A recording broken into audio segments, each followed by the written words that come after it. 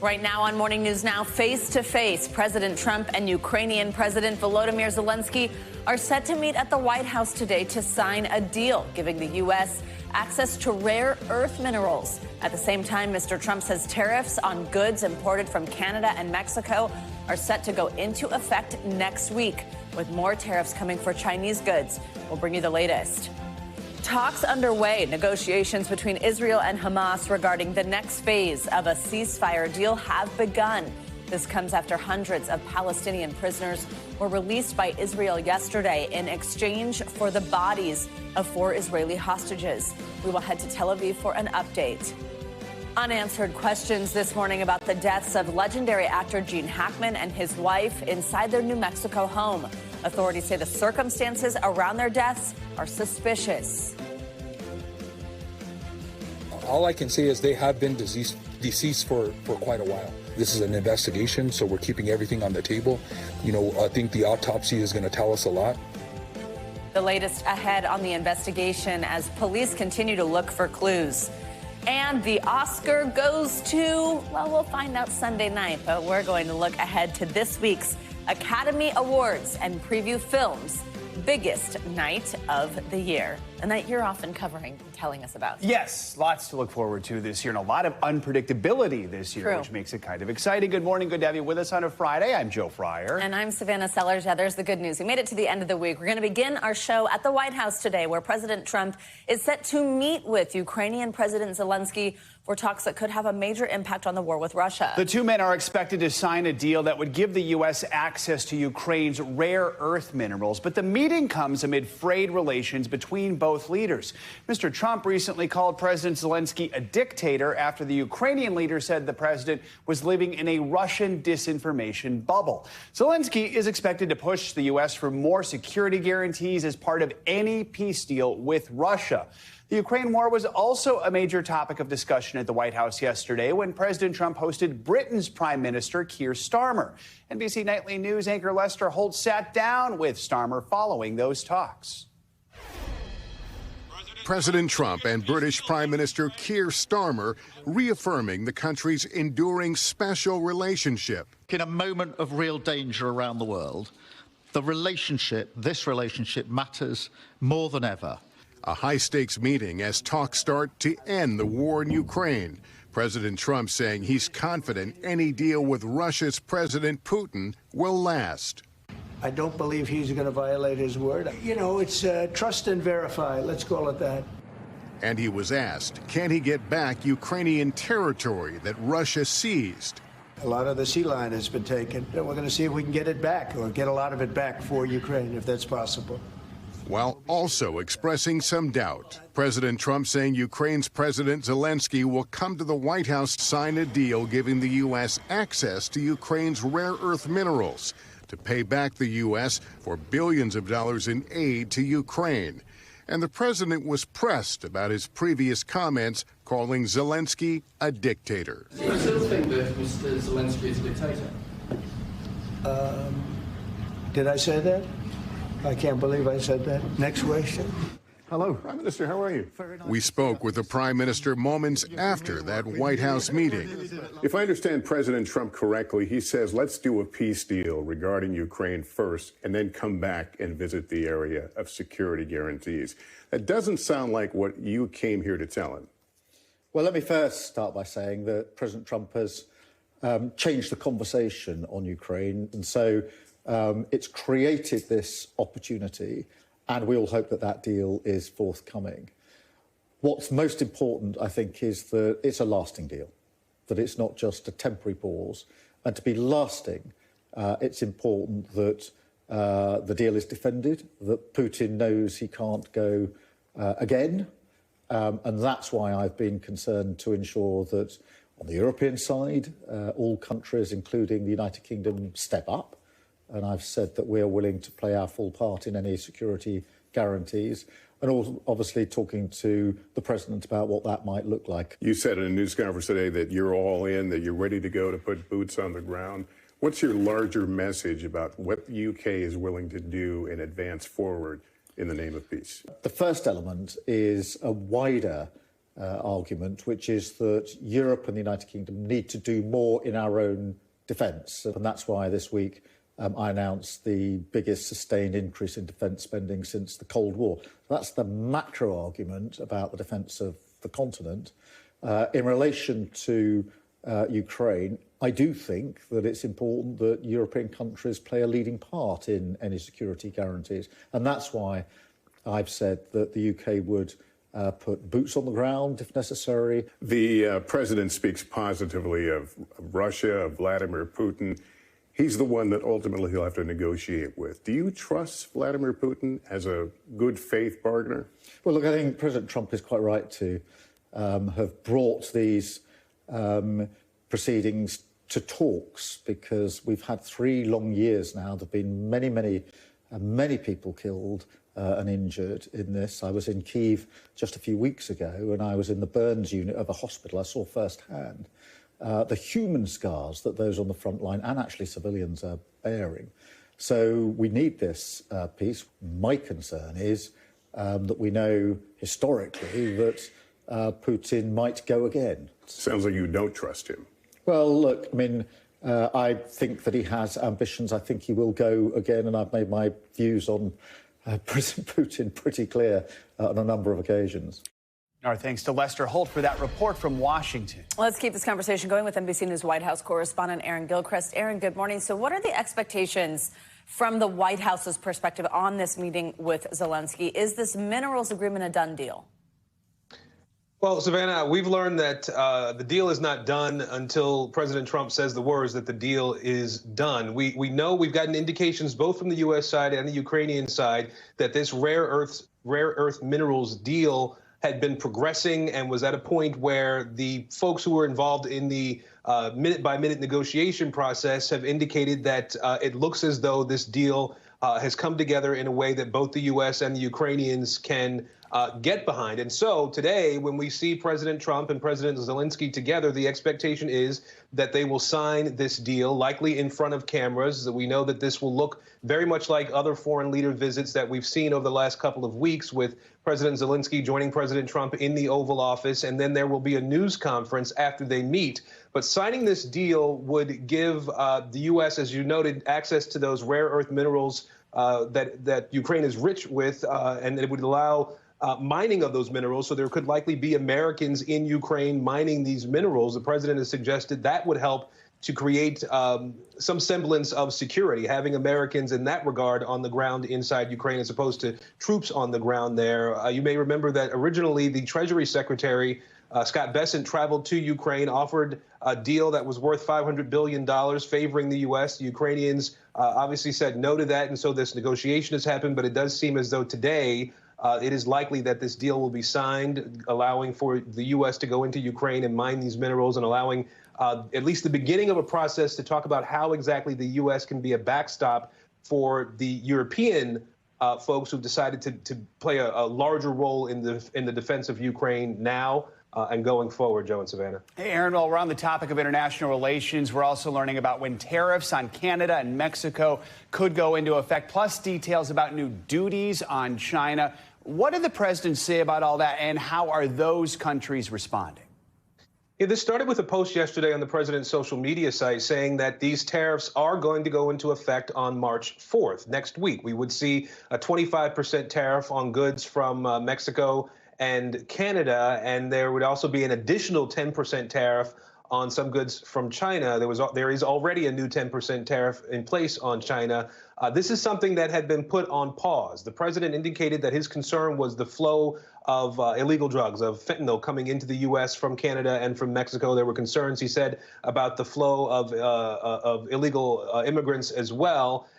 The sense was that Canada and Mexico had done some things to sort of alleviate those concerns, and that was the reason for the pause that we saw at the beginning of February. But the president indicated in his post that what they've done has not been sufficient, and that these tariffs would go into effect. I do want you to hear what the Canadian Prime Minister said in a news conference about all this yesterday. Canada is not the source of problems for the United States. We will continue to do that work and do everything necessary to avoid these tariffs coming in. But like I said, if on Tuesday there are unjustified tariffs brought in on Canada, we will have an immediate and extremely strong response.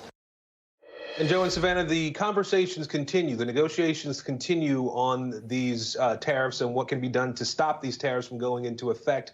There's reporting that the Canadians and Mexicans both have representatives in Washington now trying to discuss this, trying to keep these tariffs from happening on Tuesday. But of course, we'll have to see what happens come midnight Tuesday. Aaron, also other big story we've been following, these layoffs, the cuts to the federal workforce. This morning, a federal judge has ordered the Office of Personnel Management to rescind a memo that called for the mass firing of federal workers. Walk us through this ruling and what this ultimately means as we continue to watch the president push to downsize the government. Yeah, this ruling out of California really was strongly worded from this judge, telling OPM, the Office of Personnel Management, that it had to rescind this memo that told the agencies, federal agencies, that they needed to fire probationary employees. We've seen several agencies do that since the initial memo came out. The judge called it illegal. He said the Office of Personnel Management doesn't have any authority whatsoever under any statute in history of the universe, his term, in making this decision to hire and fire employees at other agencies. The question, though, Joe and Savannah, becomes, can you unring this bell? The memo's been out there, even if it's rescinded. The agencies have received it. We've heard reporting that the DOD is supposed to be firing some probationary employees today, and the judge has told OPM to tell DOD that that would be an invalid action. He's also called the head of the OPM to come before him for a hearing. We don't yet have a date for that, though. Aaron Gilchrist, thank you very much. Let's pick it up there. That ruling by a federal judge to rescind the memo directing the mass firing of federal workers does not reinstate dismissed employees, including those from USAID. Now, the laid-off foreign workers were allowed back inside the agency's headquarters on Thursday. They were given just 15 minutes to collect their belongings and clear out their desks. WRC's Juliana Valencia was outside the agency as it happened. For your service. Thank you. A display of solidarity as Let Go federal employees leave with their belongings. More than 5,600 USAID employees have been fired or placed on leave, but it's unclear how many work at the agency's headquarters here at the Ronald Reagan building. The Trump administration said it is eliminating more than 90% of USAID's foreign aid contracts and $60 billion in overall U.S. assistance around the world. This according to an internal memo obtained by the Associated Press. The Supreme Court intervened in a case late Wednesday that resulted from a lawsuit filed by nonprofit organizations over the cutoff of foreign assistance through USAID. The higher court temporarily blocking a lower court's order requiring the administration to release billions of dollars in foreign aid by midnight Wednesday. We spoke to Randy Chester, the vice president of the American Foreign Services Association, the union representing foreign service officers. He still has a job at USAID, but is unsure for how long. What we've seen over the past few weeks, the real demonization of public service is really tragic. What we do every day, day in and day out, is support the American public and the American people. And today, people have been given 15 minutes to collect their belongings and go home. The mood is sad. People don't understand why. They've been trusted public servants for decades, and all of a sudden they're no longer trusted employees. And what we're saying to them is, no, we trust you, we value you, and we're proud of the work you've done on behalf of American people, and that's what we're here to support. Our thanks to Juliana for that report. Laid-off workers have been given time slots to enter the building over the next few days to get the rest of their belongings. Well, this morning, we're learning more about the mysterious deaths of Hollywood legend Gene Hackman and his wife, Betsy Arakawa. The couple and one of their dogs were found dead inside their Santa Fe, New Mexico home under what investigators are now calling suspicious circumstances. Police say the couple had been deceased for some time when their bodies were discovered Wednesday afternoon. The official causes of their deaths have not yet been determined. Officials say there were no obvious signs of foul play, but new details from a search warrant are raising questions, and authorities say the mysterious deaths will require a thorough search and investigation. NBC News correspondent Liz Kreutz joins us now from Santa Fe, New Mexico, with the latest on this unfolding investigation. Liz, good morning. So investigators have called the circumstances here suspicious, as we said, but no clear cause or anything like that has been identified. What do we know at this point about the timeline of events leading up to the discovery of the fact that they are deceased? Yeah, hey guys. Well, we know that this happened at the couple's estate here in this gated community in Santa Fe. Their bodies were discovered on Wednesday morning, but officials saying that it could have been quite some time that they had been deceased, with Hackman's wife showing signs of mummification on her body. That is a big question still about when they passed. But we're hearing an urgent 911 calls from maintenance workers who discovered their bodies. They're the ones who saw through the window and could see their bodies and called police. Here's what officials are saying right now. There was no obvious sign or indication of, a foul play. There was no immediate sign of foul play. Haven't ruled that out yet. This is an investigation, so we're keeping everything on the table. I think the autopsy is going to tell us a lot. Now, we know that the couple were found in two separate parts of the home. Hackman was found in a mudroom sort of near the kitchen with the door to the outside sort of ajar, while his wife was found in the bathroom. There was an open pill bottle on the counter and a space heater nearby.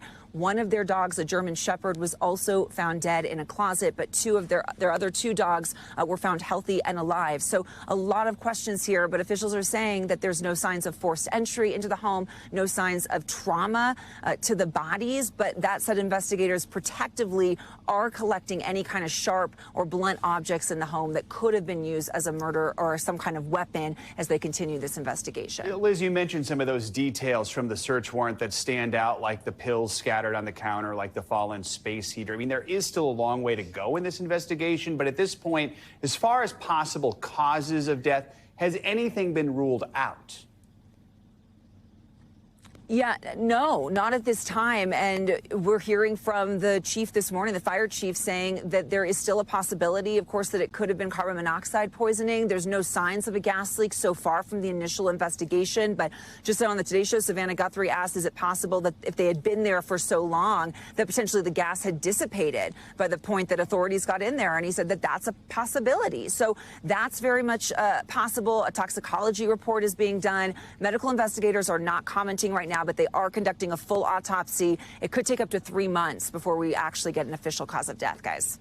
All right, Liz Kreutz, thank you so much. Joining us now to continue the conversation is NBC News terrorism analyst, retired special agent in charge at the ATF, Jim Kavanaugh. Jim, let's pick it up kind of where Liz was talking. No obvious signs of foul play. They're still calling the death suspicious. Those toxicology and autopsy results, are they really going to be the key here in figuring out what happened? Yes, they're critical, Joe, because, when you call these things unattended deaths, you get to the scene. I did many as a uniformed officer, certainly investigated different ones in ATF, in arsons and bombings and violent murders. And this is an unattended death, so you don't know the circumstances. There's no living eyewitness to tell you he got sick and he fell, or he grabbed his chest, or he had pain, or whatever. There's no one. There's just the circumstances and the facts. The medical examiner is critical. And I agree with Liz's reporting here on carbon monoxide. We dealt with that so much, too, in ATF and arsons and so forth. It's the byproducts of combustion. And so it's invisible. It's colorless. It's odorless. And it dissipates. You open the windows and you open the doors to get rid of carbon monoxide if your carbon monoxide detector goes off. And here we have an open door in the house, and we have a long time span. So it can't be ruled out. But it isn't absolute either, because the other critical factor here for the medical examiner is going to be the time of death of Mr. Hackman and his wife. Did she predecease him by even a couple of days? If the medical examiner can determine that, then we can look at the circumstances differently. If there's no carbon monoxide in any of the two humans and the canine, and she predeceased him, maybe she slipped and fell in the bathroom, the heater near her head, as the responding uniformed deputy observed. I read the search warrant. He observed that, and that was very good reporting. He said it looked like she fell, and there's pills on the counter. Now, it's hard to spill pills on the counter without some of them maybe reaching the floor. And so, you know, it's possible the dog could have eaten some of the pills and died. They're only a 50, 70-pound dog. He could have died if he ate, depending on what the pills are. And the doctor could, a medical examiner could probably tell us that. Now, Mr. Hackman was in a mudroom, which is also called an entryway near the kitchen. So was he trying to get help? He had his cane, his sunglasses nearby. The deputy also reported it looked like he fell. So when you're 95, you know, my father reached 95, and he had fell a few times. And it's difficult when you're that age sometimes to even get up. And, you know, you could fall and just expire because you can't get up. You just lay there. You can lay there for days. So the medical examiner's report, first thing we want to see, absolutely, is he ruling out carbon monoxide? Second, can he tell us the time of death between the two victims and what killed the canine? And then we'll probably have some of the answers. All right, Jim Kavanaugh, appreciate your expertise this morning. Thank you so much. Let's now take a look at what to expect this weekend with your Morning News Now weather. Angie Lastman joins us. Angie, good morning. Hi, guys. Good morning to you. We made it to Friday, last day of the work week, and we've got a couple of trouble spots, but we've also got some good news. So let's start with some of the snow that we're tracking this morning and some cooler conditions that are going to settle in for some folks. Specifically across the Great Lakes, you can see some of that heavy snow working across the upper peninsula of Michigan, the lower peninsula. We saw Wisconsin get some of that, in Minnesota earlier today, and even a couple of these higher spots across the Northeast picking up some snow. We do have a couple of winter alerts up. This is, of course, because of that Clipper system that's going to slide right through this region. It's going to be a fast mover, as usual, for these Clippers. Most of the heavy snow is going to stay well to our north, but we could see some accumulating snow across parts of the Adirondacks. So heads up for folks there. It could be a little iffy when it comes to driving on the roadways and such, but good if you're planning on heading out this weekend for any snow. We've got the gusty winds, though, on the backside of this. Now, this is going to do a couple of things. It's going to leave us dealing with the lake effect snow here as we get into tomorrow as that system exits, but it's also going to leave us with these wind alerts that are up for today. We've got 53 million people from the Great Lakes up to the northern plains that are under these alerts, and you can see why. Wind speeds 40, close to 50 miles per hour across this region. So again, your trash can might end up down the block. You could see some down branches, etc. here as we get through the day today as this system works through. The good news is it's windy, but it's not bitter cold like it has been in recent weeks. Instead, it's windy and kind of warm for this time of year, honestly. We've got 59 for Des Moines, running more than 20 degrees above normal in a lot of these spots. Wichita hits the 70s. Wichita Falls, Houston, you're well into the 70s. There is a change on the way, though. Notice the Great Lakes for tomorrow. 20 is back in the picture for Green Bay. And then the big picture look as we wrap up the weekend and head into next week is we'll have a bit of a roller coaster ride. So Green Bay in the 30s on Sunday, back to the 40s and high 40s on Tuesday. We go from the 30s to the 50s from Sunday to Tuesday in Columbus. Baltimore, same kind of thing, 39 on Sunday, low 40s by the time we kick off our next work week. And even across the South, it gets a little cooler, 70s for today, but by Sunday in Little Rock, we've got the mid-50s. It's a slow kind of build-up back, though, to those upper 60s by the time Tuesday rolls around. It is spring after all, guys. It's that kind of transition season, and we officially start the first day of spring tomorrow, so no surprise that we've got this roller coaster ride of temperatures coming our way. Wow, I didn't realize it is officially spring tomorrow. Meteorological spring, very important difference. Yeah, because now we're going to go back to winter, blah, blah, blah. Exactly. All right. Angie, thanks so much. See you in a little bit. You got it. There's much more to come here on Morning News Now. Later this hour, Hollywood's biggest night is this Sunday. We'll preview the 97th Academy Awards and tell you what you can expect during the big show. Up next, though, ceasefire talks are underway today between Israel and Hamas. We will tell you the latest on the negotiations just ahead. We are back with the latest on the next phase of the ceasefire deal between Israel and Hamas. Egypt says intensive discussions between those two sides have begun in Cairo. Hamas said they were ready to begin talks after hundreds of Palestinian prisoners were released by Israel on Thursday in exchange for the bodies of 4 Israeli hostages. For more on this, let's bring in NBC News International correspondent Matt Bradley, who joins us from Tel Aviv. Matt, good morning. So despite some tense moments between Israel and Hamas the last few weeks during these hostage releases, the first phase of this fragile ceasefire deal did end up holding. What are the objectives for phase 2 of talks? What does each side want to see happen here?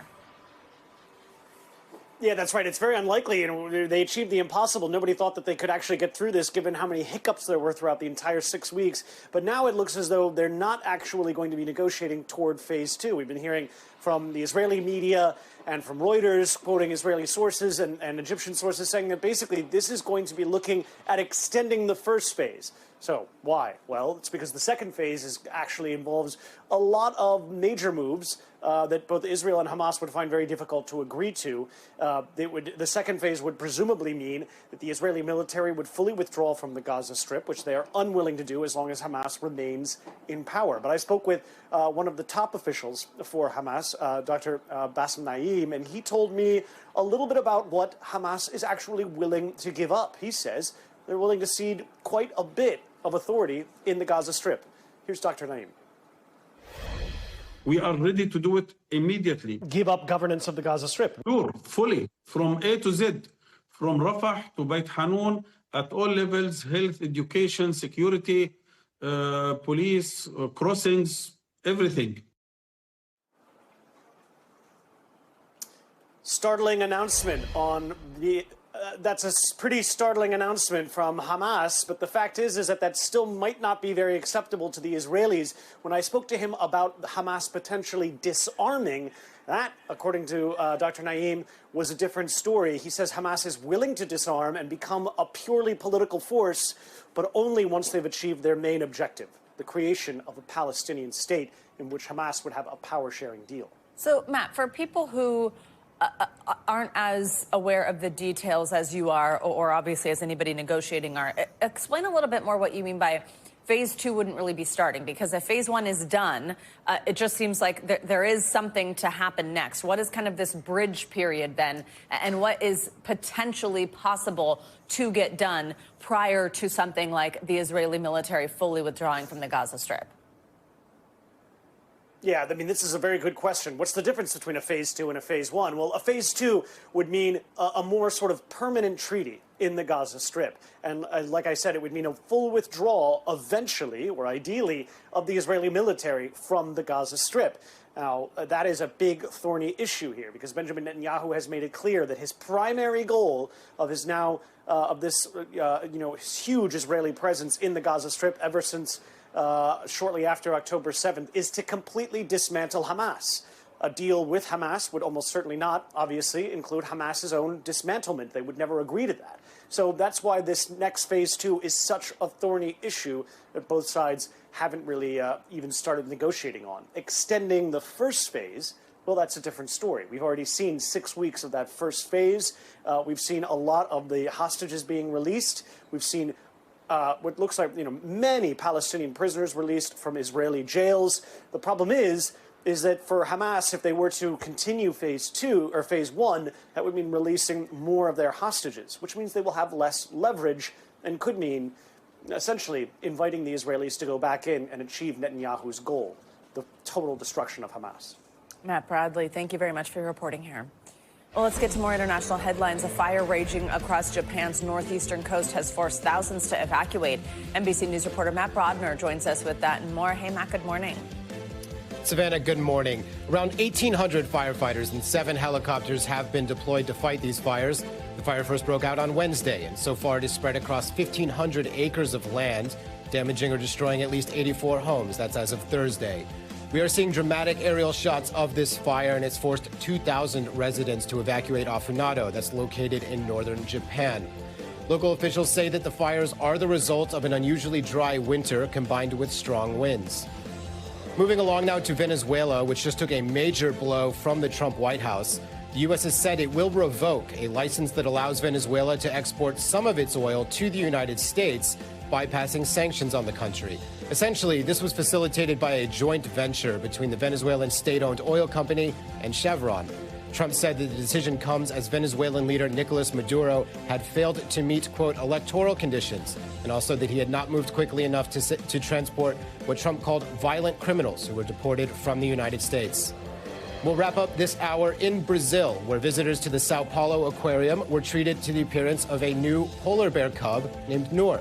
Noor is the first polar bear born in Latin America, and she is the daughter of 2 polar bears actually donated to the Sao Paulo Zoo by a zoo in the Russian city of Kazan.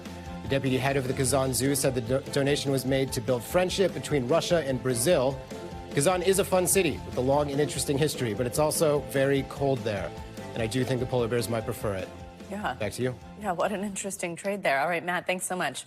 Coming up, recent plane crashes and several scares have many travelers on edge. When we come back, a one-on-one with Transportation Secretary Sean Duffy as he speaks out about the incidents and what's being done to ensure air travel safety. You're watching Morning News Now. We are back with an NBC News exclusive after the recent string of aviation scares, close calls, even crashes, like one in Chicago. Transportation Secretary Sean Duffy says that pilots are partly to blame for these incidents. Here's NBC News senior national correspondent Tom Costello with the exclusive interview. It's great to be here. On his first visit to the FAA's Air Traffic Control Academy in Oklahoma City. He's coming to the other runway. Transportation Secretary Sean Duffy got a hands-on look at the high-stakes training to become a controller. Runway 28 left, clear to land. His visit comes as the NTSB and FAA are investigating a string of aviation crashes and close calls in Washington, D.C., Nome, Alaska, Toronto, and this week's close call on the runway at Chicago Midway Airport. I thought it was 2504 going around. Is there anything that connects them, or is it the possibility of human error? They're all very unique. But I do think in all of them, and again, not exclusively, not 100%, but a majority probably of the errors go to the pilots, right? There's some pilot error at play in each of these incidents. The NTSB chair says it appears the private jet pilot who taxied in front of a Southwest plane had failed to follow controller instructions to hold and wait. FlexJet, the owner of the company, says it's conducting its own investigation. Any action to rectify and ensure the highest safety standards will be taken. Your message after the Midway incident was, if you don't listen to or don't adhere to air traffic control, your pilot's license should be yanked? Hell yes. And says Duffy, Congress will need to spend billions very soon to upgrade America's antiquated ATC technology. If this takes 4 years or 5 years, it won't happen. And then if it fails and people get hurt or people die, everyone's going to be disappointed. Meanwhile, the FAA is still short some 3,000 to 4,000 controllers and struggling to hire and train enough to replace those who leave. The academy is not easy. 35% of the students here quit, fail, or wash out. Another 20% wash out once they're on the job.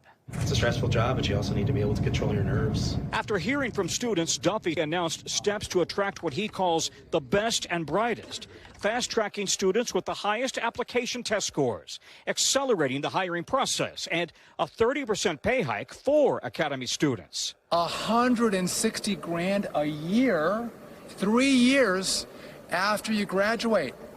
Come on, so young people, check it out. 1,800 students came through the academy last year. 2,000 are expected this year. They'd like to put more through, but the biggest hang-up is a shortage of controller instructors, all of whom are retired controllers. Back to you. All right, Tom Costello, great report. Thank you very much. Well, in Ohio, a school bus driver is being called a hero this morning. The driver's quick actions helped more than a dozen students safely escape this bus. You see, look at these flames and this smoke. NBC News correspondent Maggie Vespa has more. Heart-stopping video of a near tragedy in Ohio. This is going to be a bus vehicle on fire, unsure if it is occupied. Showing massive flames and black smoke engulfing a Cleveland Heights school bus during its morning run to a local middle school. The district confirming there were 15 students on board. Every child is accounted for. Every child's off the bus.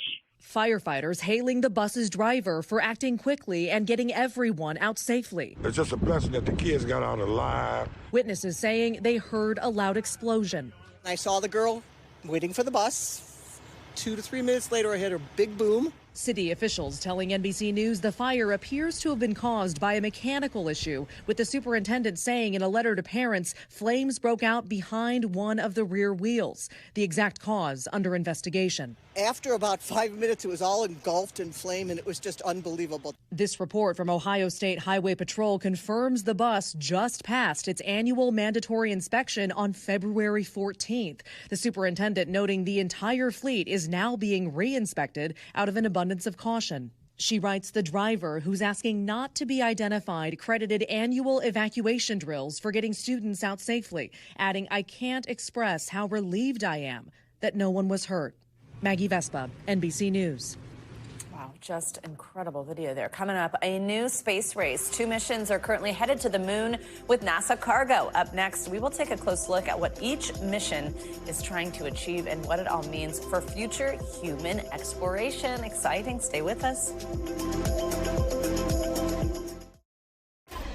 Welcome back. This morning, thousands of people are expected to join a day of protest by not spending any money. It's called an economic blackout. Organizers say it's an attempt to call out corporate greed, as well as President Trump's recent actions that eliminated federal DEI programs. NBC News business and data correspondent Brian Chung joins us now with a closer look at all this. Brian, thanks for joining us. So this is a grassroots movement. It's the People's Union USA helping to organize this, which has been building steam on social media. What is it they're trying to achieve? Yeah, it's all culminating in this economic blackout day today, Friday, February 28th. It's organized by a Midwesterner named John Schwartz, who has been posting a lot on social media, racking up millions of views, talking about how they want to target these big corporations, in part because of some of the reasons for why we've seen parebacks in those diversity, equity, and inclusion programs, which they say is regression and unacceptable, referring to the actions among the likes of Target, John Deere, Walmart in paring back those types of policies. But it's even about more than that. They say that they're a nonpartisan group. They say that they're just kind of broadly going after these companies that they feel have an unfair amount of control over this American economy and this country at large.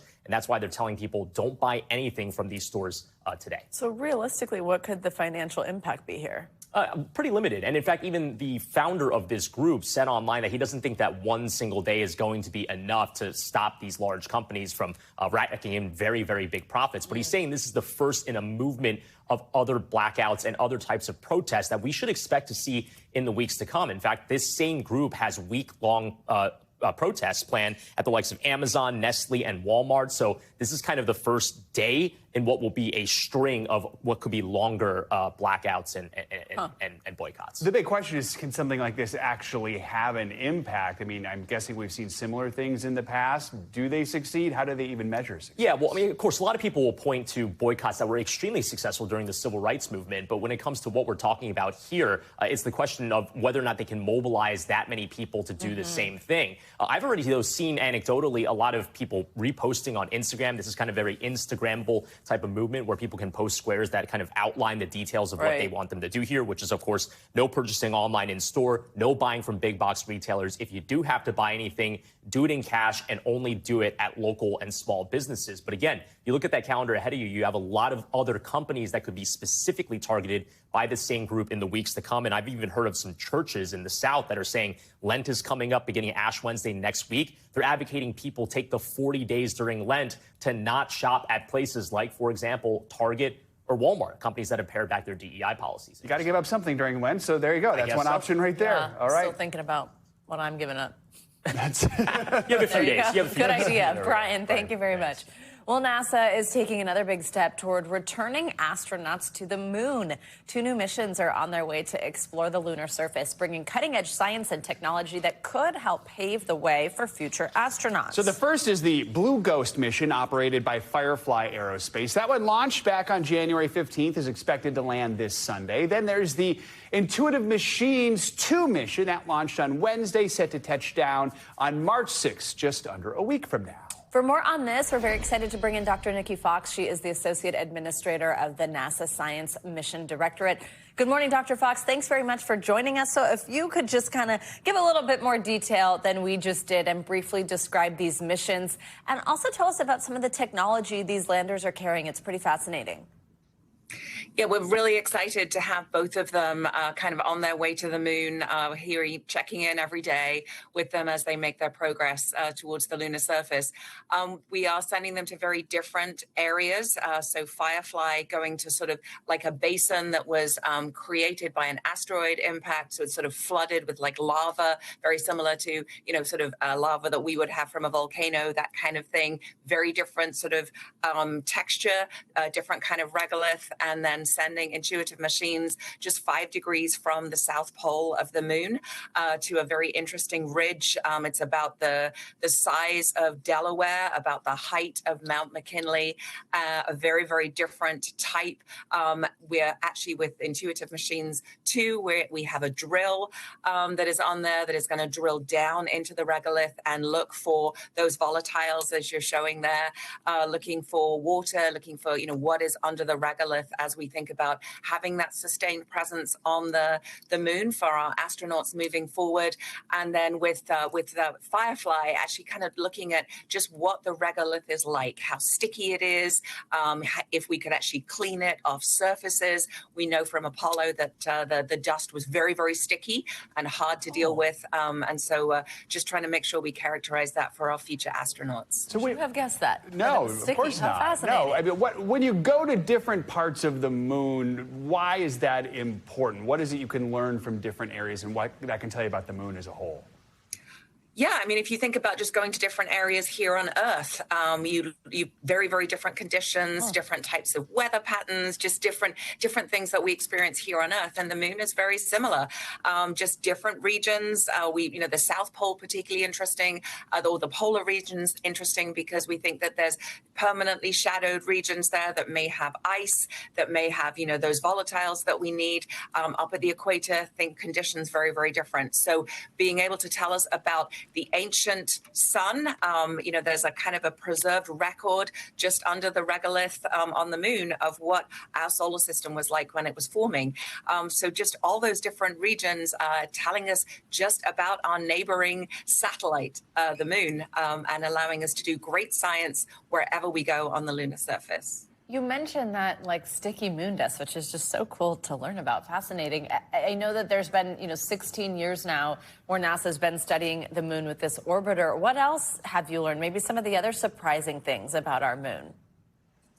Actually, sort of, how preserved some of those features are. As I said, it is kind of a record of what our early solar system was like when the solar system was much more violent. But with our orbiting lunar orbiter, a lunar reconnaissance orbiter, giving us just mapping out the lunar surface and just telling us, what all those different regions are like, helping us actually decide which regions that we want to target to send our astronauts to, having that sort of long record, allowing us to look for what we think are the most interesting geological features on the moon. So I also should note, as well as our landers, we also launched Lunar Trailblazer with Intuitive Machines 2. It was a ride share, and that is actually going to be an orbiter, but it's also going to be looking. It's got the right instrumentation to help us map out the surface, looking for where water could be hiding from us. So just really exciting to have not just these 2 landers, but also a new orbiter up at the moon too. It's just crazy to think about moon dust coming back down here. Y'all getting to study it. It's so awesome. Dr. Fox, thank you very much for joining us. Awesome stuff. Thank you so much.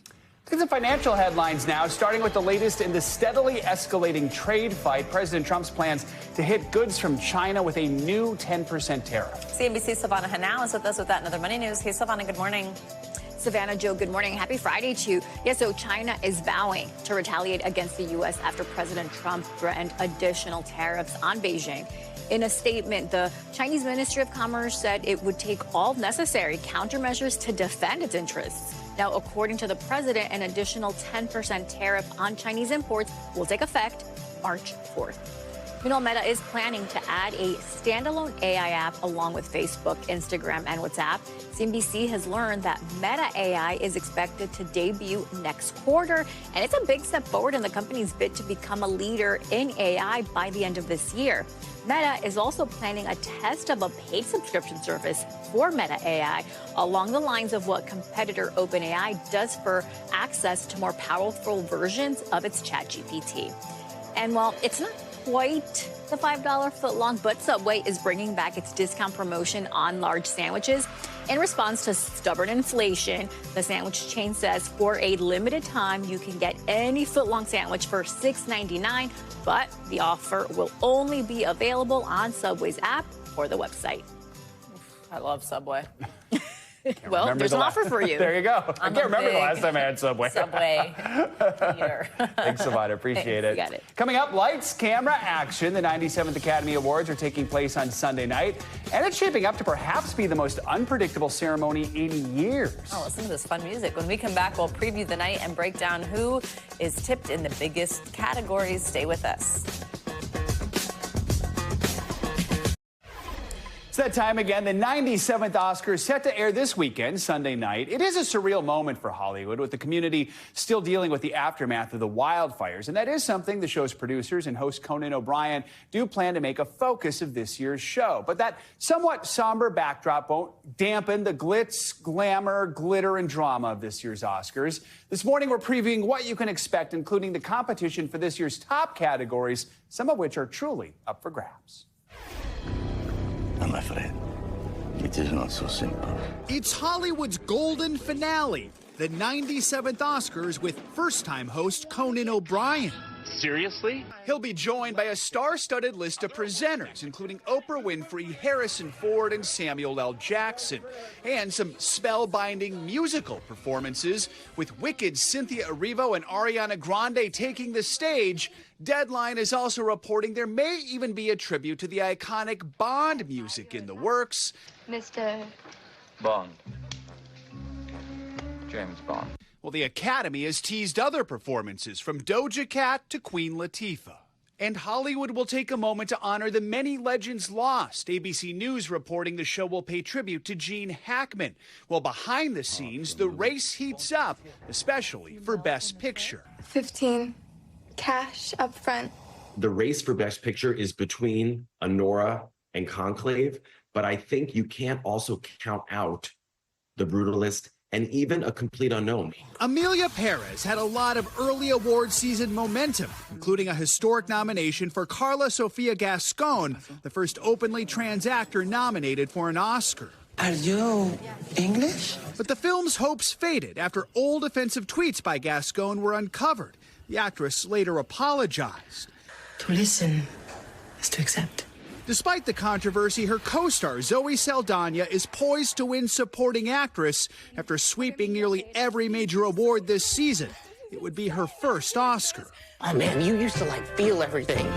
Kieran Culkin seems to be a shoo-in for Best Supporting Actor with his fantastic performance in A Real Pain.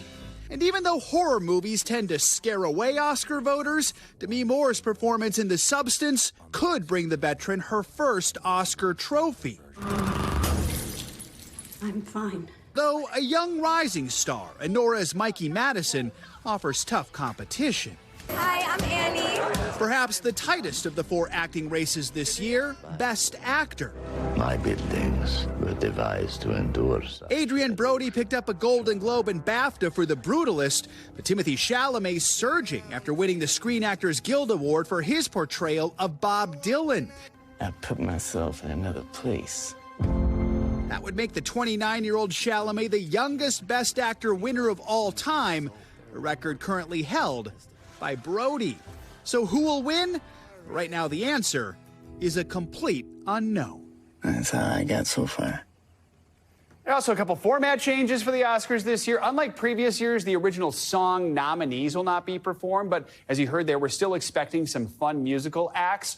Remember the energy from I'm Just Ken last year? Well, the show's choreographer says they're looking to capture more of that kind of Kenergy this year. What would that be? I don't know, but I mean, wow, yeah, we love that. Okay, now, as you can see, with his picks for Sunday night's big winners, Eric Davis, he's the managing editor at Fandango, friend of the show. Eric, always great to have you. Good morning. Good morning. All right, we're going to make you start with your pick for Best Picture, which, as we just heard, there could be a total toss-up. And in fact, I understand your favorite has kind of switched. I just switched in the last 24 hours from Anora to Conclave. Okay. And you know, everyone I talk to, inside the industry, outside the industry, Conclave is the film that on paper is a Best Picture. If you took all of the ingredients of a Best Picture winner and put them in a blender, Conclave is the kind of movie that would pop out. And so, you know, sometimes the obvious choice is actually the obvious winner. But Anora would be the underdog. It was, you know, I think Hollywood loves an underdog story. It's an unconventional Best Picture nominee. Did you just see Conclave, or why did your mind just change? You know, I just, in people that I've been talking to a lot, and you know, people in the industry, and watching it again, I feel like it's just the film, and then taking SAG. I keep hearing people say, like, they loved Anora, but then they kind of pause and go, but I don't know if it's Best Picture. And Conclave, it kind of is. Exactly. It feels like it. Yeah. Exactly. And you hear that with The Brutalist, too. That it's like 3.5 hours long. It's too long, you know? So Conclave is the only film that everybody just likes. Let's get to some other categories here, because still with Best Director, you do think Anora might have a shot here. With Sean Baker? Yeah, I think Sean Baker could take it, and it's great. I mean, his indie roots, a New York filmmaker, I think it would be really fantastic to see him. All first-time Best Director nominees in this category, so no matter who wins, you have somebody win an Oscar for the first time. Now, one of the most anticipated categories, Best Actress.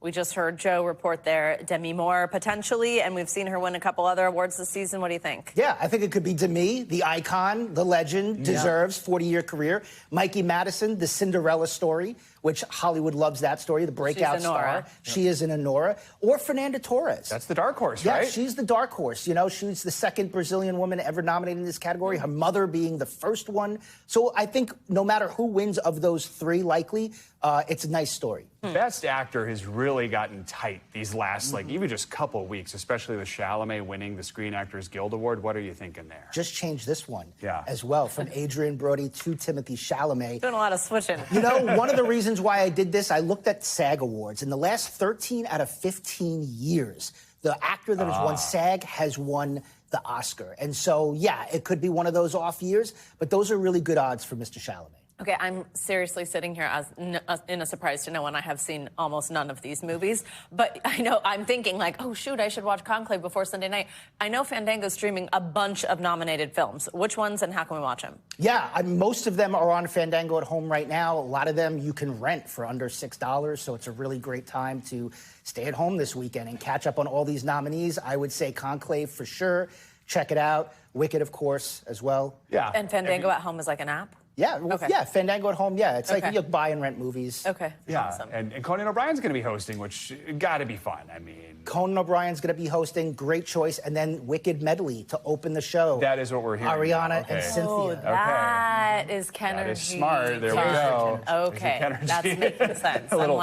Instead of pink, it's green and pink. Yeah. Kenergy. And at least people will like sing along, right? Like I feel like we all kind of knew that song by then. Eric Davis, thank you so much. Great to have you. Happy watching.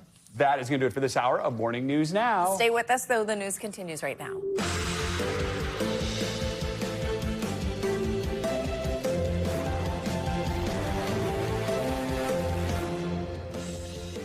Good morning. Thanks for joining us on a Friday. I'm Savannah Sellers. I'm Joe Fryer. Right now on Morning News Now, search for answers. Authorities ramping up their investigation into the mysterious deaths of legendary Hollywood actor Gene Hackman and his wife. The couple found dead along with one of their dogs in their New Mexico home. Investigators now calling their deaths suspicious. We'll have the latest on the race to figure out what happened. Plus, high stakes. President Trump set to host Ukrainian President Zelenskyy at the White House as talks to end the war in Ukraine enter a critical phase. Mr. Trump seeming to soften his stance as he met with UK's leader, Keir Starmer. Do you still think that Mr. Zelenskyy is a dictator? Did I say that? I can't believe I said that. Next question. The president saying a peace deal between Ukraine and Russia will either happen soon or not at all. We'll tell you what to watch out for later today. Also this morning, deadly outbreak. Concern over rising measles cases after that death of an unvaccinated child in West Texas. The growing fallout over the new health secretary, RFK Jr.'s claim that outbreaks aren't unusual and why this particular surge has health experts on alert. And later in the hour, Hollywood's finest. After all the campaigning, it's almost time for the Academy Awards. We're going to break down the frontrunners and the fierce competition for the coveted Best Picture title. We've been discussing all morning long. Too close to call. 3 frontrunners right now. How many have you seen? A couple. Okay. I need to cram. Is that the word when you're studying for a test? Okay. So you have some I have a few I need to still see this weekend. All right, so. I know. I got to do it. All right, let's begin this morning with new details in the unexpected and mysterious death of Hollywood icon Gene Hackman. While investigators have found no clear evidence of foul play, they do describe the circumstances surrounding the 95-year-old actor's death as suspicious. Hackman, his wife Betsy, and one of their German shepherds were found dead Wednesday in their Santa Fe, New Mexico home. The official cause of death has not been determined yet. NBC News correspondent Liz Kreutz is in Santa Fe with the latest details. Well, hey, guys, good morning. Yeah, there's so many questions about how this happened. We know that it happened at the couple's estate here in this gated community in Santa Fe. And in urgent 911 calls, we are now hearing from the maintenance workers that discovered their bodies. Well, authorities say there are still so many questions about the timeline of when they passed away and how that it does appear they had been deceased for quite some time. This morning, authorities in Santa Fe revealing new details on the death of legendary actor Gene Hackman and his wife of 34 years, Betsy Arakawa. The sheriff says there's no immediate indication of a crime, but admits it's too soon to rule anything out. There was no immediate sign of foul play. This is an investigation, so we're keeping everything on the table. Authorities later saying an autopsy was performed and initial findings noted no external trauma to either Hackman or Arakawa, but the cause of death hasn't been determined and official results are still to come. The couple's bodies were found Wednesday afternoon, a maintenance worker calling 911 after seeing them through a window. Are they moving at all? No, dude, they're not moving. Just send somebody out here really quick. In a search warrant affidavit, a detective called the deaths suspicious, writing the front door of the residence was found unsecured and opened. The body of Hackman's 65-year-old wife, Betsy Arakawa, was inside a bathroom, according to deputies, with a space heater nearby and an open prescription pill bottle on the counter. All I can say is they have been deceased for quite a while. Hackman's body was found in a mudroom. Deputies say it appears he had suddenly fallen with a pair of sunglasses near his body. The couple's German shepherd found dead, according to the sheriff. A dog that was in a kennel that was also found deceased. While their 2 other dogs were found alive on the property. Neither the fire department nor the gas company found any signs of a gas leak. Meanwhile, tributes are pouring in for the 2-time Academy Award winner. Clint Eastwood, Hackman's co-star and director of Unforgiven, writing, "There was no finer actor than Gene. He was also a dear friend whom I'll miss very much." And Bill Murray, who co-starred with Hackman in The Royal Tenenbaums, speaking out. Guy was really, really good. So goodbye, Gene. I hope you're well wherever you are. Now, according to the search warrant, deputies say that there were no signs of forced entry into the home. And while there's no signs of trauma to the bodies, investigators are protectively collecting any kind of blunt or sharp objects in the home that could have been used as a weapon. As for the medical investigator, they're not commenting, but they are conducting a full autopsy to hopefully determine a cause of death in the next few weeks. Back to you guys. All right, Liz, thank you. President Trump is meeting with Ukraine's President Zelenskyy at the White House this morning as he pushes for a deal to end the war with Russia. Despite recent strained relations, both leaders are expected to sign off on an agreement that would give the U.S. access to Ukraine's rare earth minerals. NBC News senior White House correspondent Garrett Haake joins us now with more on this. Garrett, good morning. Hey, Joe, good morning. And look, that this meeting would even take place today was not always a given after President Trump called Ukraine's president a dictator last week. But Trump yesterday softened his tone significantly towards the Ukrainian leader, who will today hand the president a major victory in the form of signing that mineral rights deal with the U.S. The Ukrainians hope this means the U.S. will continue to help them defend themselves against Russia, something President Trump has yet to commit to. President Trump set to meet face-to-face with Ukraine's President Volodymyr Zelenskyy this morning as he tries to broker a deal to end the war in Ukraine. I think it's moving along pretty rapidly. It'll either be fairly soon or it won't be at all. The two presidents set to sign a deal giving the U.S. access to Ukraine's rare earth minerals, designed to pay back billions in American aid to Ukraine. In recent days, President Trump making combative comments about Zelenskyy, including calling him a dictator. Trump hosting British Prime Minister Keir Starmer at the White House Thursday, backpedaling when asked if he stands by that attack on Zelenskyy. Did I say that? I can't believe I said that. Later, raising expectations for today's sit-down. We're going to get along really well, okay? We have a lot of respect. I have a lot of respect for him. Starmer praising the president's efforts, while urging him not to reward Russia in any deal. It can't be peace that rewards the aggressor. And telling Lester Holt if there is a deal, the UK and European allies will help bolster Ukraine's security, including with British troops if necessary. I do think that it's important that European countries play a leading part in any security guarantees. Meanwhile, President Trump's effort to slash the federal workforce is meeting new resistance. Late Thursday, a federal judge ordered the Office of Personnel Management to rescind its memo calling on agencies to fire probationary employees, but not calling for the reinstatement of the terminated workers. The latest cuts at NOAA, which includes the National Weather Service and works on everything from forecasts and information for farmers to monitoring dangerous weather like fires and hurricanes. An administration official says the agency has laid off around 600 people while sparing staffers with, quote, mission-critical functions. At the former headquarters of USAID, an emotional exodus.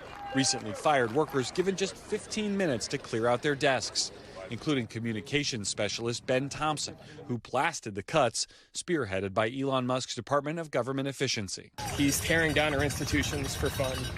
It's a game. It's not public service.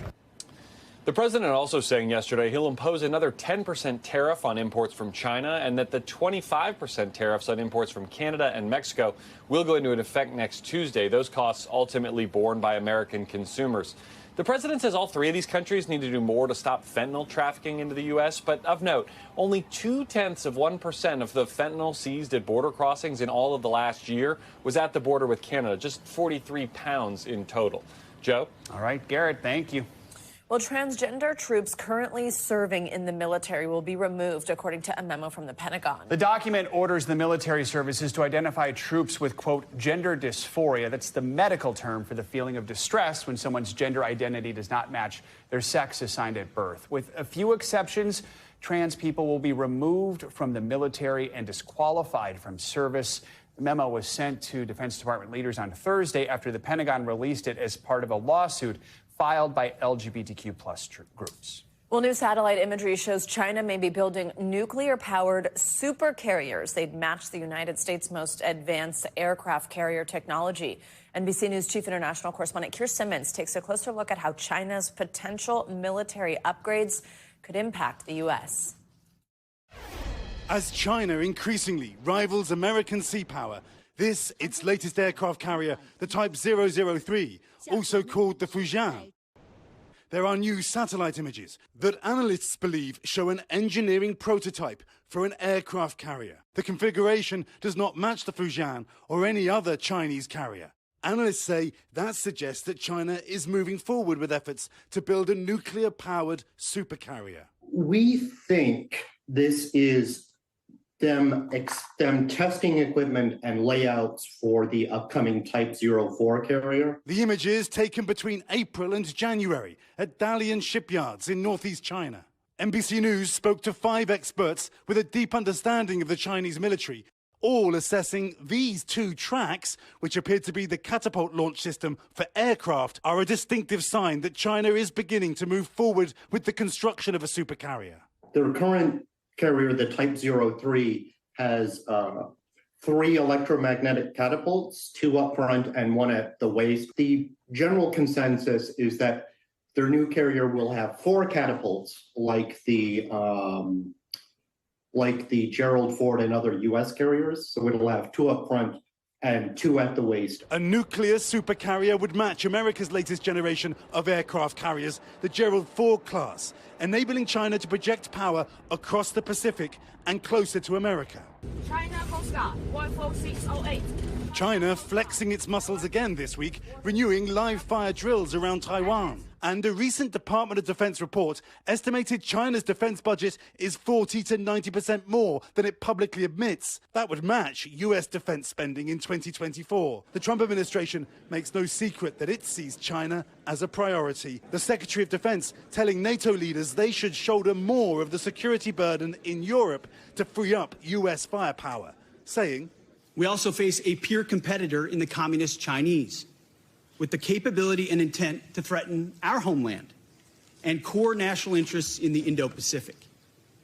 The U.S. is prioritizing deterring war with China in the Pacific." China already has a larger navy than the United States and is matching many of America's technological advances and in some ways surpassing them. This small carrier is unlike any ship in any other navy. Some experts believe it is the world's first bespoke drone carrier.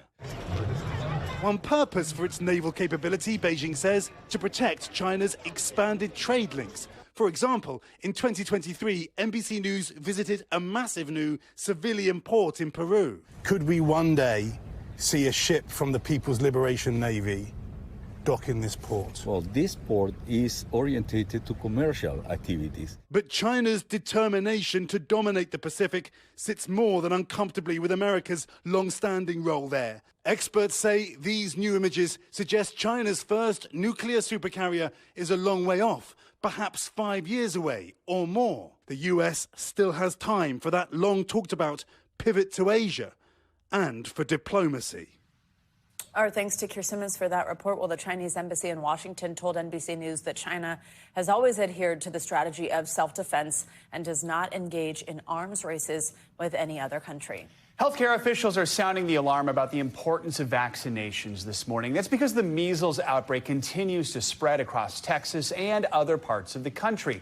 Texas hit hard, but now also Kentucky and Washington state reporting new infections, pushing that number to nearly 150 cases across 10 states. NBC News correspondent Sam Brock joins us with the latest. Sam, good morning. Yeah, Joe, good morning. Good to be with you. Look, health officials right now say this is a critical juncture right now because parents with unvaccinated children can still take action and potentially stop this surge that we're seeing. Doctors say if you are unvaccinated and exposed to the measles, the likelihood you'll contract the virus is 90%. In just a few hours, Texas, the epicenter, as you mentioned, of the worst outbreak, is expected to update the number of cases there. U.S. health officials may have declared measles eliminated 25 years ago, but there's a furious race this morning to contain a new spread. 10 states have now reported cases, most of them in Texas. New Jersey just announced it has 3 infections, all of them related to one person's travel abroad, with the virus then spreading to 2 household contacts. All 3 were unvaccinated. It is a highly contagious disease. New Jersey's health commissioner telling us when it comes to the measles vaccine, it's better late than never. If somebody was not vaccinated and they came in contact with measles, it's important to know right away, because if we get them vaccinated within 72 hours, it could help. The most recent infections have been reported in Washington state and Kentucky. The worst spread in western Texas, where there are more than 120 cases, including 20-plus hospitalizations, all children, one of whom has died. Aruna Maharjan in Lubbock, Texas, is racing to get her young daughter vaccinated. I got measles as a kid because there was no vaccine. There was no availability. But here in America, it's free and accessible, and yet people choose to, ignore it. Many pediatricians, like Dr. Tim Jacks of Arizona, pleading with parents to vaccinate their children. His daughter was exposed when she was 2 years old while receiving cancer treatments. It definitely affects more than just them, and it's affecting the families around them, the families in the school, the kids that are immunosuppressed or that are too young to be immunized. The rising risk coming against an explosion of misinformation, with Health and Human Services Secretary Robert Kennedy Jr. recently making several assertions about the Texas cases that had to be corrected by local doctors. Health experts want parents to trust the science. I will tell you, again, vaccines are safe and effective. This is not up for debate. No, it is definitely not debatable, guys. There's another issue here as well. Because the measles has not been around for such a long time, or not present anyway, many doctors are not always familiar with the symptoms. Dr. Baston there says it always comes with a fever and a very specific kind of rash. She says it's important for healthcare professionals to review how the disease presents and, of course, for parents to be extremely vigilant. But just talking to doctors all over the country, the misinformation component of this right now is really front and center of the problem. Back to you. Information so vital. All right, Sam, thank you. Now it's time to take a look at your morning news now weather. Meteorologist Angie Lassman joined us with a look at the weekend. Angie, good morning. Hello, hello, guys. Good morning to you. We keep that nice temperature pattern rolling for a little while longer. I know a lot of folks have enjoyed that kind of thaw that we saw over the past couple of days, and we do see it again today. 59 degrees in Des Moines, high 50s for parts of the northern plains, Salt Lake City into the low 50s, and Phoenix, you are going to hit 81 degrees today. So much of the country is still dealing with these above normal temperatures, 5, 10, 15, even 20 degrees above where we should be for this time of day. Enjoy it if you live across parts of the Great Lakes, because it does start to come to an end as we get into tomorrow. Not for long, but we will see kind of a brief cool down with temperatures into the 20s for Green Bay tomorrow, 40s for St. Louis and Lexington. We still keep it mild across parts of the Southeast, and even most of the Rockies will remain above normal. Even parts of the East Coast, Washington, D.C., New York, into the 50s yet again for tomorrow. Now on Sunday, it's a different story. More of that cold air starts to filter in. We get those temperatures back into the 30s as we round out the weekend in Baltimore, Columbus, Green Bay. We see 40s for St. Louis, but that doesn't last for long. We eventually start to moderate these temperatures out, and we return to the mid-50s across parts of the East. We've got the mid-60s for Charlotte and even close to 70 by the time we get into Tuesday in Little Rock. Now, we do have a little bit of snow to talk about and some kind of windy conditions. Here's that batch of snow from the Clipper system that's working through. That's going to eventually leave us with some accumulating snow across parts of the interior Northeast, specifically the Adirondacks. It's not going to be all that impressive, but again, it could inhibit some of that driving and any of your plans that you may have here as we get through the day today. That system's going to be a quick mover, of course, and it's out of here before you know it. Maybe a couple of showers across parts of the east and some leftover lake effect snow for tomorrow, because we've got those really strong and cold winds coming across the lake. Now, the winds are going to leave us with the potential for kind of some gusty conditions today, and no surprise that we've got these wind advisories up for more than 50 million people across this region. So 40, close to 50-mile-per-hour gusts are expected. Minneapolis, you're one of those spots. Des Moines, Chicago, Springfield, all could see 40-plus mile-per-hour wind gusts through the day today. So no surprise if there's some downed trees and down power lines and such throughout the day today. The big picture look for your Saturday, I mean, honestly, there's a whole lot of sunshine on this map. You see a little bit of this snow falling in parts of the northern New England area. Otherwise, spring-like temperatures for a lot of folks. That winter chill settles in for the Great Lakes, and we kind of keep it a little chillier here as we get into Sunday. Notice one thing. We've got some much-needed rain coming for our friends in California for Sunday, and mild conditions basically everywhere else. There's a little bit of rain on Sunday across parts of the southern plains, but we really start to ramp things up for tomorrow. So it's a quiet weekend, pretty much, and then for next week, rather. It's a quiet weekend this weekend, and then as we get into Tuesday and specifically Wednesday, things really ramp up with our next storm system. Here is that storm system.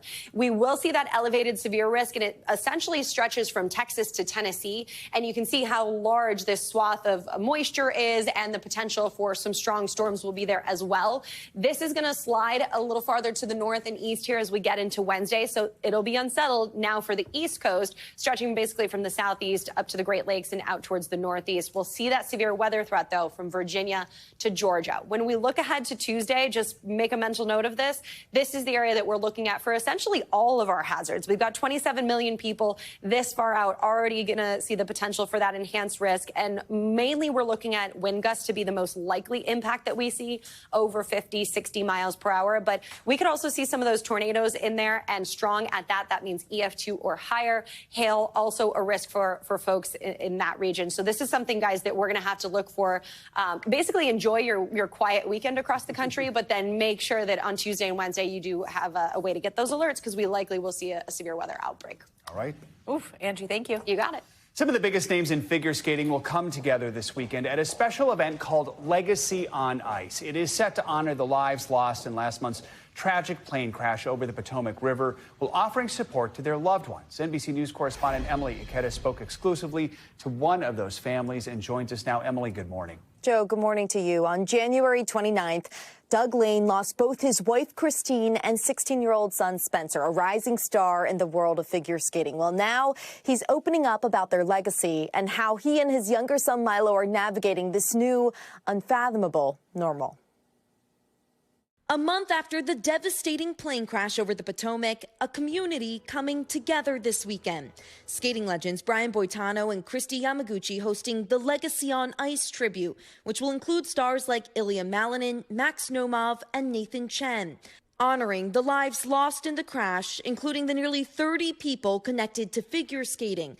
Many of the victims, young skaters returning from a prestigious training camp with Olympic dreams. To see that list of skaters participating, what does it mean to you? It means a lot. Seeing them all performing and honoring him is really going to be special for me. Doug Lane lost his wife, Christine, and older adopted son, Spencer, pictured here in one of his favorite photos. That's real life to me. I mean, because I think anyone who's a parent knows it's not picture perfect every day. It's always a little bit chaotic. That chaos now a treasured memory. These are his medals, I think. In Providence, Rhode Island, we walked through a memorial remembering the Lanes. Spencer's fearlessness showed from a young age. This is the Spencer way to ride a bike. It's got to, it looks dangerous, but I'll be fine. And Christine's vibrant personality was reflected in her creative projects. Photography, his quilting and knitting and needlepoint. So this is, let's see.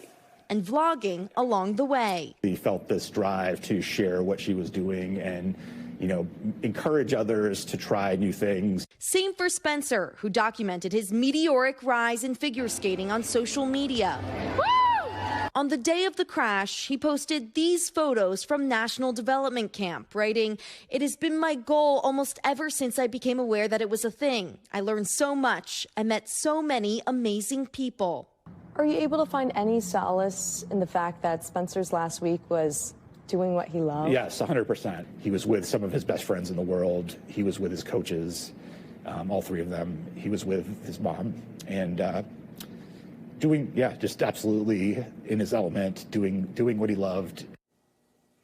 And Legacy on Ice is raising money to support the victims' families, along with the first responders and aviation professionals who responded to the scene.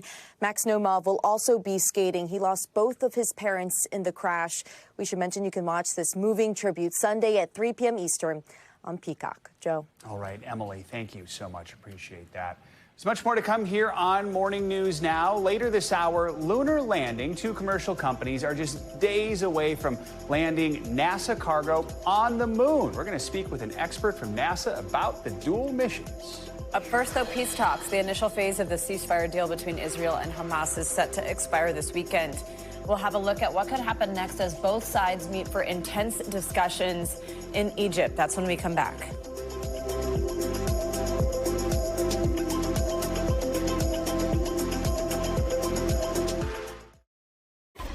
We are back with the latest on the next phase of the ceasefire deal between Israel and Hamas. Egypt says intensive discussions between those two sides have begun in Cairo.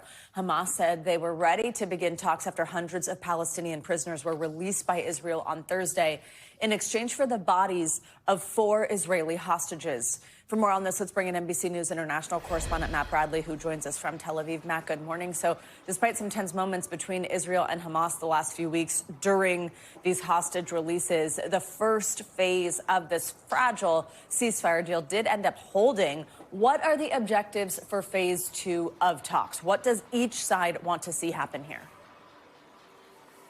Yeah, that's right. It's very unlikely. They achieved the impossible. Nobody thought that they could actually get through this, given how many hiccups there were throughout the entire 6 weeks. But now it looks as though they're not actually going to be negotiating toward phase 2. We've been hearing from the Israeli media and from Reuters, quoting Israeli sources and Egyptian sources, saying that basically this is going to be looking at extending the first phase.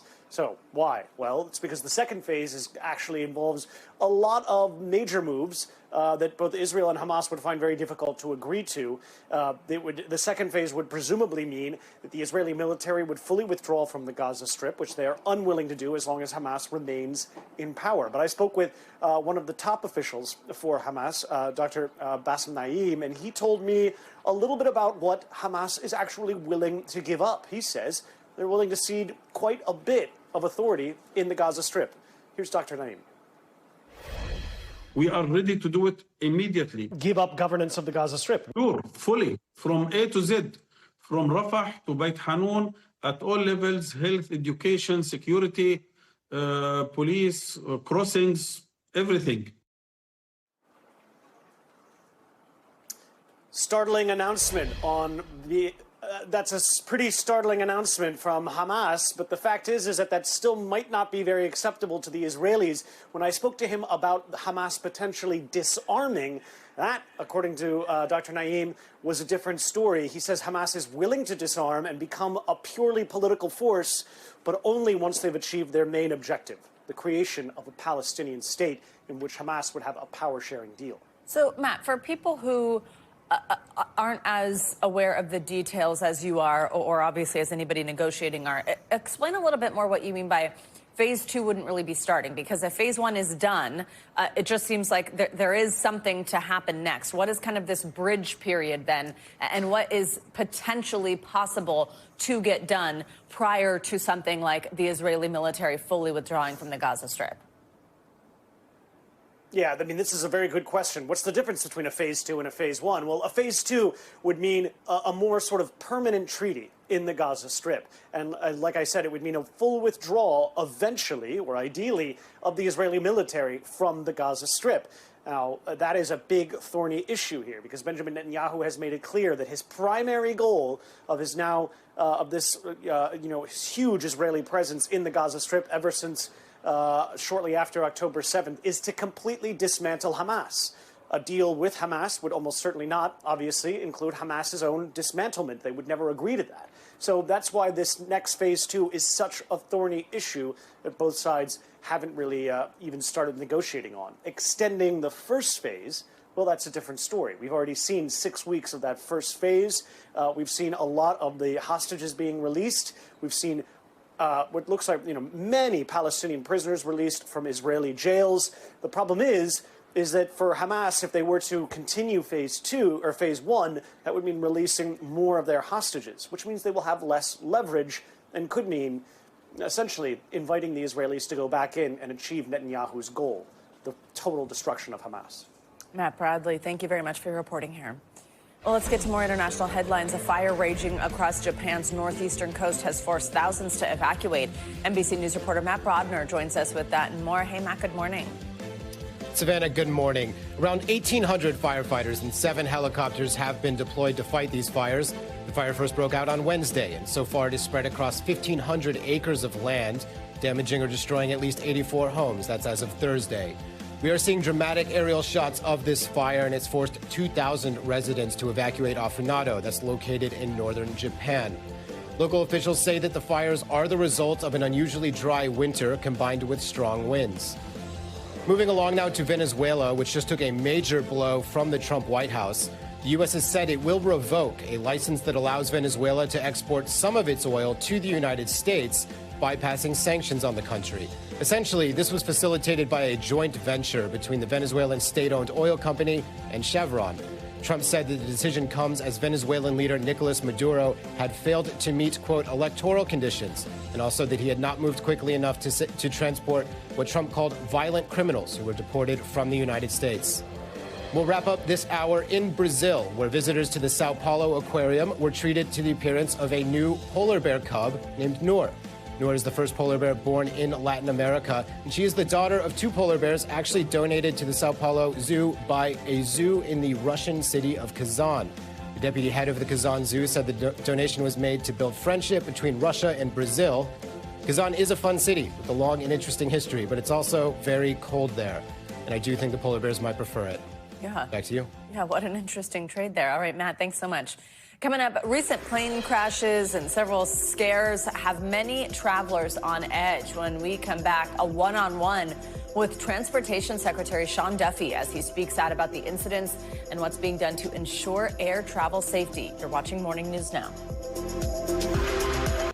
We are back with an NBC News exclusive after the recent string of aviation scares, close calls, even crashes, like one in Chicago. Transportation Secretary Sean Duffy says that pilots are partly to blame for these incidents. Here's NBC News senior national correspondent Tom Costello with the exclusive interview.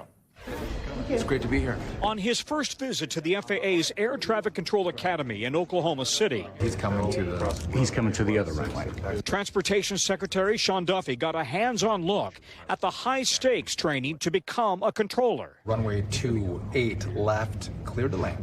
His visit comes as the NTSB and FAA are investigating a string of aviation crashes and close calls in Washington, D.C., Nome, Alaska, Toronto, and this week's close call on the runway at Chicago Midway Airport. Southwest 2504 going around. Is there anything that connects them, or is it the possibility of human error? They're all very unique. But I do think in all of them, and again, not exclusively, not 100%, but a majority probably of the errors go to the pilots, right? There's some pilot error at play in each of these incidents. The NTSB chair says it appears the private jet pilot who taxied in front of a Southwest plane had failed to follow controller instructions to hold and wait. FlexJet, the owner of the company, says it's conducting its own investigation. Any action to rectify and ensure the highest safety standards will be taken. Your message after the Midway incident was, if you don't listen to or don't adhere to air traffic control, your pilot's license should be yanked? Hell yes. And says Duffy, Congress will need to spend billions very soon to upgrade America's antiquated ATC technology. If this takes 4 years or 5 years, it won't happen.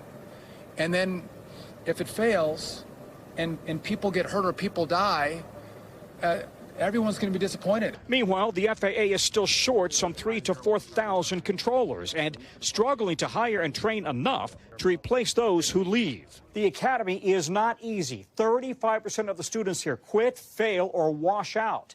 Another 20% wash out once they're on the job. It's a stressful job, but you also need to be able to control your nerves. After hearing from students, Duffy announced steps to attract what he calls the best and brightest, fast-tracking students with the highest application test scores, accelerating the hiring process, and a 30% pay hike for Academy students. $160,000 a year, 3 years after you graduate. Come on, so young people, check it out. 1,800 students came through the academy last year. 2,000 are expected this year. They'd like to put more through, but the biggest hang-up is a shortage of controller instructors, all of whom are retired controllers. Back to you. All right, Tom Costello, great report. Thank you very much. Well, in Ohio, a school bus driver is being called a hero this morning. The driver's quick actions helped more than a dozen students safely escape this bus you see. Look at these flames and this smoke. NBC News correspondent Maggie Vespa has more. Heart-stopping video of a near tragedy in Ohio. This is going to be a bus vehicle on fire, unsure if it is occupied. Showing massive flames and black smoke engulfing a Cleveland Heights school bus during its morning run to a local middle school. The district confirming there were 15 students on board. Every child is accounted for. Every child's off the bus. Firefighters hailing the bus's driver for acting quickly and getting everyone out safely. It's just a blessing that the kids got out alive. Witnesses saying they heard a loud explosion. I saw the girl waiting for the bus.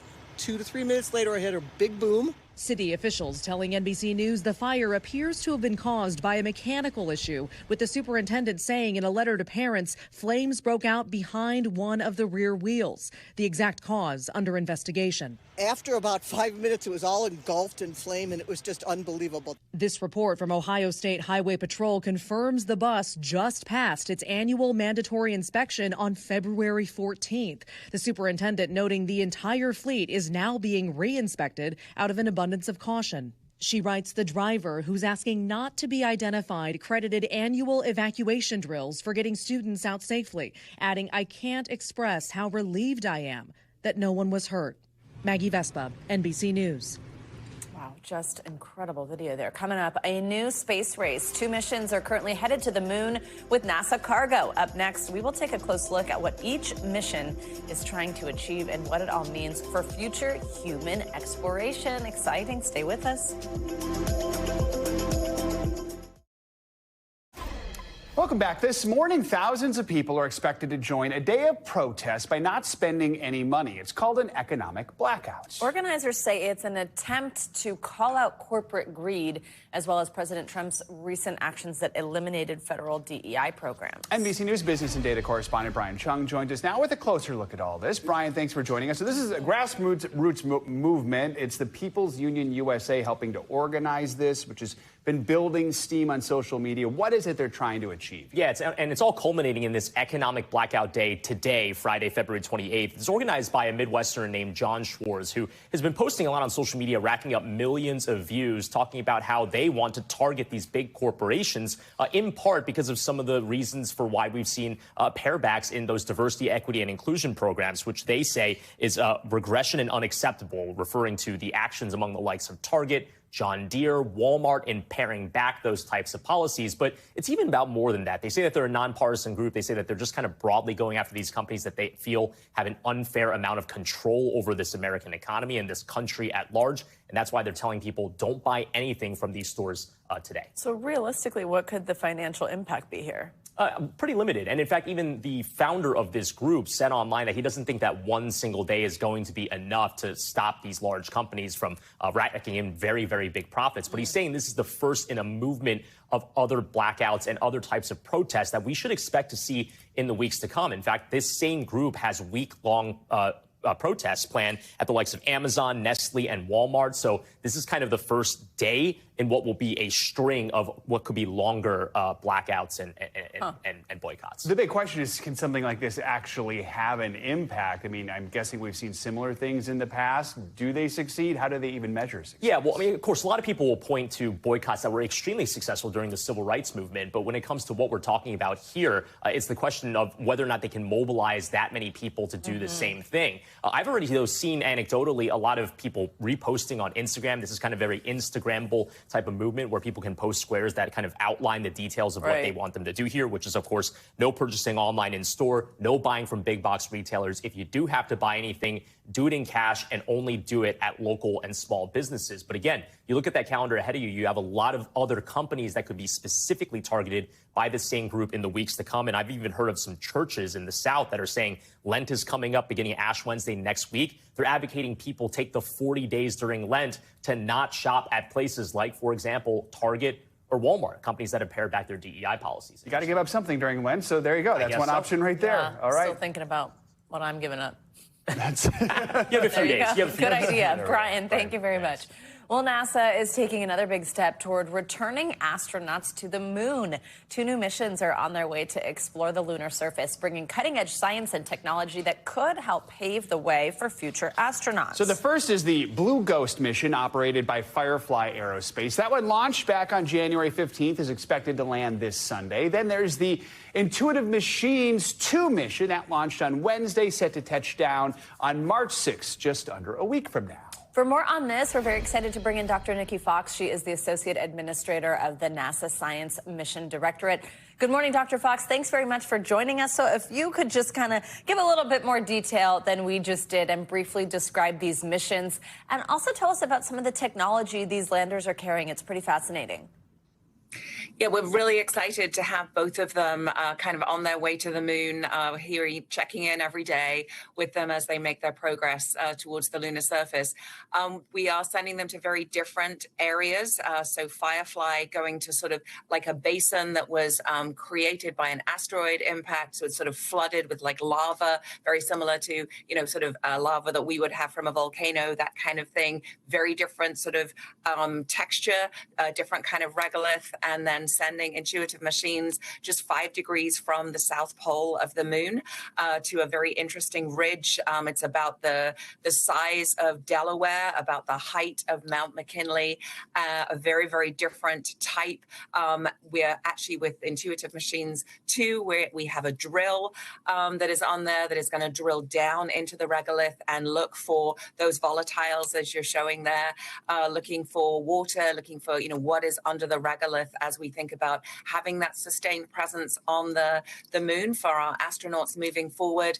And then with the Firefly, actually kind of looking at just what the regolith is like, how sticky it is, if we could actually clean it off surfaces. We know from Apollo that the dust was very, very sticky and hard to deal with. And so just trying to make sure we characterize that for our future astronauts. So we have guessed that. No, of course not. No, I mean, when you go to different parts of the moon, why is that important? What is it you can learn from different areas, and what that can tell you about the moon as a whole? Yeah, I mean, if you think about just going to different areas here on Earth, you very, very different conditions, different types of weather patterns, just different things that we experience here on Earth. And the moon is very similar, just different regions. The South Pole particularly interesting, or the polar regions interesting, because we think that there's permanently shadowed regions there that may have ice, that may have, those volatiles that we need. Up at the equator, think conditions very, very different. So being able to tell us about the ancient sun, there's a kind of a preserved record just under the regolith on the moon of what our solar system was like when it was forming. So just all those different regions telling us just about our neighboring satellite, the moon, and allowing us to do great science wherever we go on the lunar surface. You mentioned that sticky moon dust, which is just so cool to learn about. Fascinating. I know that there's been 16 years now where NASA's been studying the moon with this orbiter. What else have you learned? Maybe some of the other surprising things about our moon. Actually, sort of, how preserved some of those features are. As I said, it is kind of a record of what our early solar system was like when the solar system was much more violent. But with our orbiting lunar orbiter, lunar reconnaissance orbiter, giving us just mapping out the lunar surface and just telling us, what all those different regions are like, helping us actually decide which regions that we want to target to send our astronauts to, having that sort of long record, allowing us to look for what we think are the most interesting geological features on the moon. So I also should note, as well as our landers, we also launched Lunar Trailblazer with Intuitive Machines too. It was a ride share, and that is actually going to be an orbiter, but it's also going to be looking. It's got the right instrumentation to help us map out the surface, looking for where water could be hiding from us. So just really exciting to have not just these two landers, but also a new orbiter up at the moon too. It's just crazy to think about moon dust coming back down here. Y'all getting to study it. It's so awesome. Dr. Fox, thank you very much for joining us. Awesome stuff. Thank you so much. Look at the financial headlines now, starting with the latest in the steadily escalating trade fight. President Trump's plans to hit goods from China with a new 10% tariff. CNBC's Silvana Hanau is with us with that and other money news. Hey, Silvana, good morning. Savannah, Joe, good morning. Happy Friday to you. Yeah, so China is vowing to retaliate against the U.S. after President Trump threatened additional tariffs on Beijing. In a statement, the Chinese Ministry of Commerce said it would take all necessary countermeasures to defend its interests. Now, according to the president, an additional 10% tariff on Chinese imports will take effect March 4th. Meanwhile, Meta is planning to add a standalone AI app along with Facebook, Instagram, and WhatsApp. CNBC has learned that Meta AI is expected to debut next quarter, and it's a big step forward in the company's bid to become a leader in AI by the end of this year. Meta is also planning a test of a paid subscription service for Meta AI, along the lines of what competitor OpenAI does for access to more powerful versions of its ChatGPT. And while it's not quite the $5 footlong, but Subway is bringing back its discount promotion on large sandwiches. In response to stubborn inflation, the sandwich chain says for a limited time, you can get any footlong sandwich for $6.99, but the offer will only be available on Subway's app or the website. I love Subway. Well, there's an offer for you. There you go. I can't remember the last time I had Subway. Subway eater. Thanks, Savannah. Appreciate it. You got it. Coming up, lights, camera, action. The 97th Academy Awards are taking place on Sunday night, and it's shaping up to perhaps be the most unpredictable ceremony in years. Oh, listen to this fun music. When we come back, we'll preview the night and break down who is tipped in the biggest categories. Stay with us.